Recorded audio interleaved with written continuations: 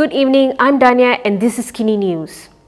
Muhyiddin has responded to Anwar over his comments on the seats of the 6 former Bersatu MPs. Let's take a look at what he said. Bersatu President Muhyiddin Yassin said it is Prime Minister Anwar Ibrahim, not Bersatu, who has failed to understand the federal constitution. He said this in response to Anwar's claim that the Bersatu's leadership was cherry-picking the constitution when objecting to a ruling by Dewan Rakyat Speaker Johari Abdul. The ruling was on Johari's decision not to vacate the seats of 6 former Bersatu MPs. In a statement today, Muhyiddin questioned which part of the constitution did he not read. He pointed out that Article 49A of the Constitution clearly states that an MP who ceases to be a member of their party will lose their seat. Muhyiddin said Bersatu's rule that any MPs who fail to abide by the party's Supreme Council directives have forfeited their membership is in line with the constitutional provision. In the case of the 6 former Bersatu MPs, they were told to retract their support for Anwar but refused to do so.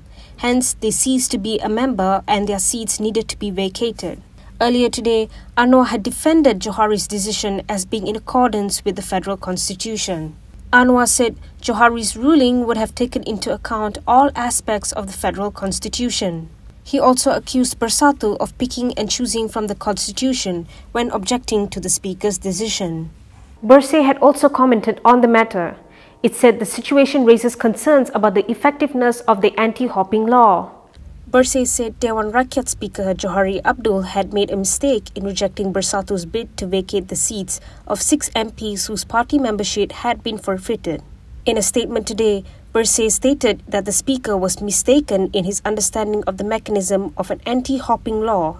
It added that Johari has disregarded the principles and intentions behind the enactment of this law, which may lead to political instability in the future. Bersih noted that an infographic from the Legal Affairs Division explaining the anti-hopping law mechanism clearly describes the implications of not adhering to parties' decisions.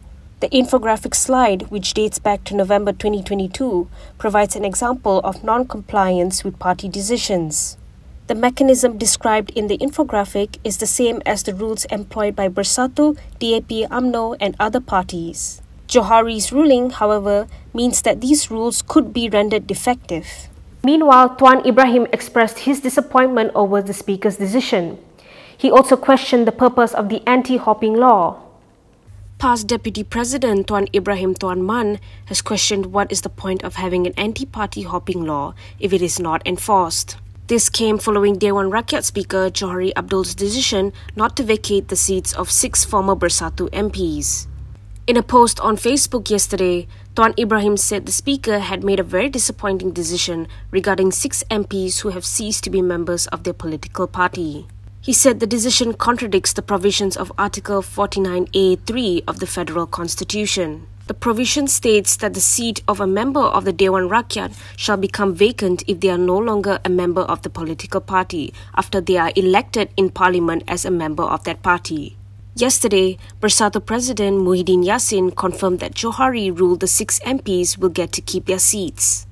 The 6 MPs had previously declared support for Prime Minister Anwar Ibrahim in defiance of the party's stance as the opposition. An UMNO veteran has also taken a swipe at the ruling.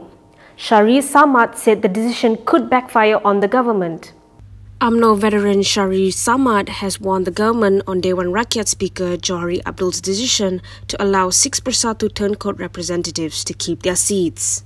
Taking to Facebook, he said the decision could backfire on the government. Johari took a swipe at the decision, saying it is not based on principle but for self-interest. He said they shouldn't be surprised if the same situation can backfire, now that there is nothing to prevent a change of support without leaving the party. Citing Johari's reported arguments, Johari said the opposite situation could see government MPs withdrawing support for the Prime Minister without leaving their respective parties.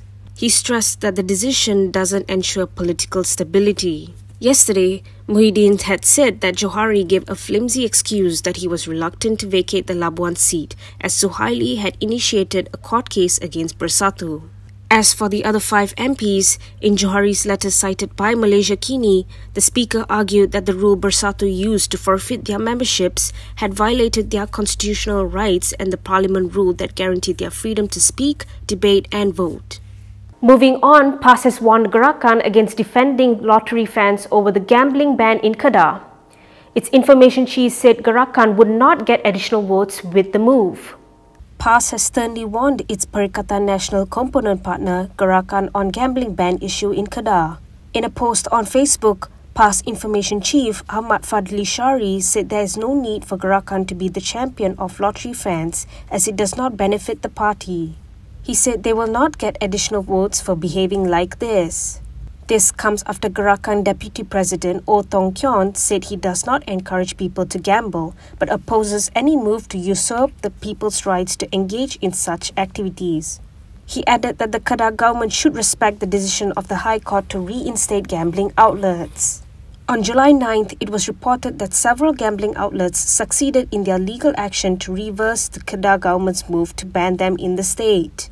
On June 20th, the Alor High Court allowed the operators 6 judicial review applicants targeting the state government's decision. However, the state government has since applied for a stay of execution on the ruling, pending an appeal to the Court of Appeal. Dime's wife will be allowed to travel overseas for an event. The court allowed temporary release of her passport today.